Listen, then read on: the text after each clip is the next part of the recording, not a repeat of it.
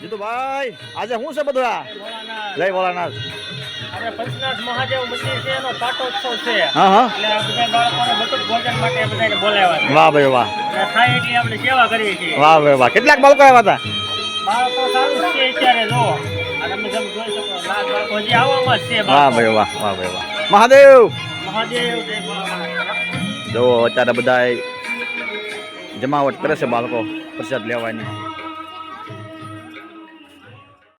ખાલા બદલી આવો તમારે જ્યાં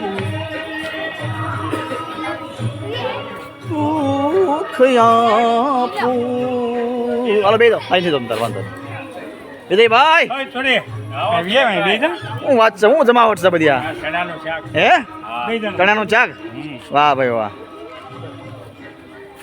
જો અત્યારે આ વિજયભાઈની અને જીતુભાઈની બે જોડી છે એક એમાં ગુંદી લીધી છે અને એક ગાંઠિયા લીધા છે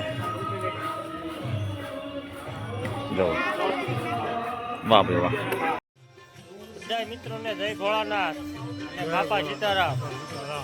આજે તારીખ 11/8/2026 અને મંગળવાર એટલે પંચનાથ મહાદેવના મંદિરના આજ 11 વર્ષ પૂરા થઈ ગયા.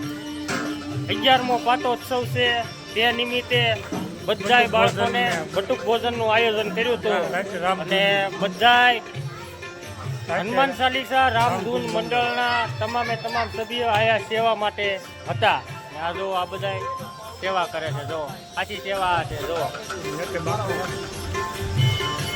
બધાય બાળકોએ બટુક ભોજન કરી લીધું. ત્યારબાદ આ બધા વાસણ ધોવે છે. જો આ સેવા સાચી છે.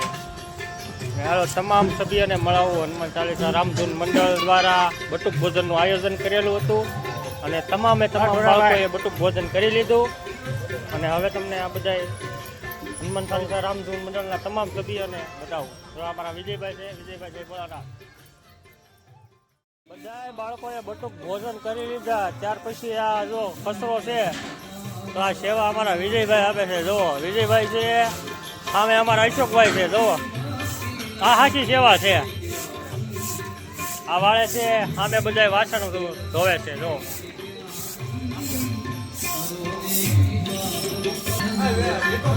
હા અમારે જીતુભાઈ છે.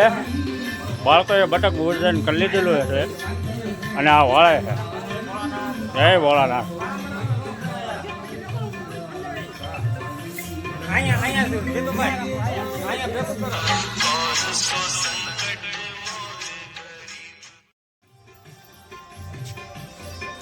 જો આ ગુંદી ગાંઠિયા છે. જય ભોળાનાથ. જય ભોળાનાથ દિનેશભાઈ. કેમ થયું આપણે બટુક ભોજન પૂરું થઈ ગયું બધું? બટુક ભોજન જોરદાર કરાયું. હા હનુમાન ચાલીસા રામધૂન મંડળ દ્વારા મિનિમમ 400 થી 500 બાળકોએ આજે પ્રસાદ બટુક લીધો ભોજન લીધું. હા અને તમે જોઈ રહ્યા છો સુંદર મજાનું આયોજન હનુમાન ચાલીસા રામધૂન મંડળ દ્વારા. બરાબર. મહાદેવ મહાદેવ. હા પુરિયાભાઈ.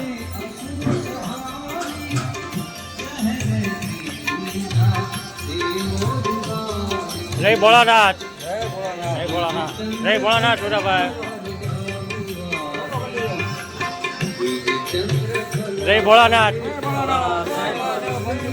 આ અમારા ભાઈ છે એની ફૂલ સેવા છે. જે શેનાનું શાક બનાવ્યું આ રસોઈયા છે. 80% રસોઈયા છે આ ભાઈ. એની ફૂલ સેવા છે. આ બટુક ભોજનમાં બધું રાંધવાનું કામ આ ભાઈએ કર્યું છે. જય ભોળાનાથ સંજયભાઈ.